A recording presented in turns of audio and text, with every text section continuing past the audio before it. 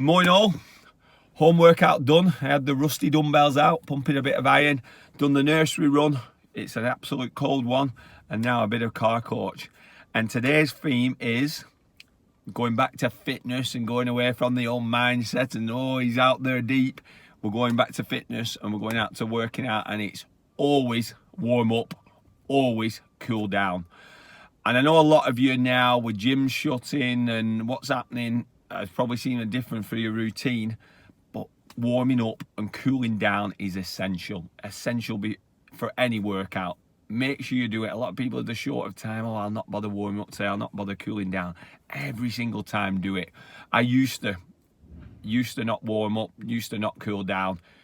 I had not serious injuries, but a lot of niggles. Since I've done warming up and cooling down without fail for the last 15 years, I can count the number of injuries out on one hand. Very few, and I put that down mainly to hydration, but also the warm up and the cool down. So what should a warm up be? A lot of people do a warm up, they'll either do a little bit of light cardio or they'll do some stretches. You want to put them together, do the two. So you want to do a little bit of light cardio, 2-3 minutes is usually enough. If you want to do 3 to 5 minutes, that's fine. That could be, obviously, if you've got an exercise bike or you've got a treadmill, something like that, you can just go on that very light, not going fast, just an easy, steady pace. I would always recommend, I see some people warm up on rowing machines.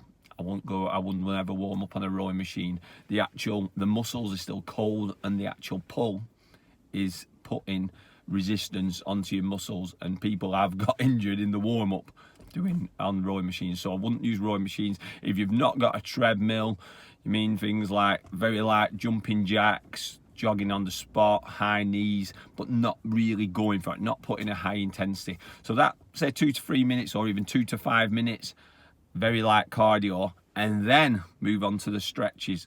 And ideally these stretches want to be dynamic stretches, and what I mean by that is the static and dynamic stretches. Dynamic stretches are where you're doing more of a movement, you're sort of doing an exercise but without the resistance, you're not using weights, you're doing it at less intensity, you're doing it very concentrated on how you're doing it, very slow, very meaningful, and then there's usually a slight hold, but then you're doing it again and again and again. So dynamic stretches, again, this should last probably 5 minutes, depending on what. I tend to, with most clients, do more of a full body, because although they might be working a specific muscle part, things like back, legs, the body usually comes into the workout in some way, and if you don't do a full body stretch at the start, you are at risk of pulling a muscle, catching it cold. So full body stretches, dynamic stretches. Going on to the cool down stretches want to be more static. So in that sense, it means doing some movement and holding it there for a longer time.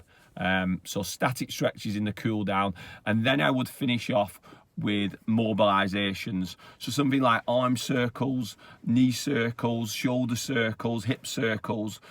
That gets the blood flowing around the body again. A lot of people, if they've trained, especially if they've trained hard on a specific muscle part, the blood has gone to that area, and by not doing mobilizations of the full body, the blood, in the worst case scenario, can actually stay in that area, go stagnant, and really worst case scenario, this is very unlikely, but can cause blood clots and things like that. So it's important that the cool down, you finish with mobilizations. I often as well, with the warm up, we'll just after the dynamic stretches, we'll do a few mobilizations again, just to get the blood flowing.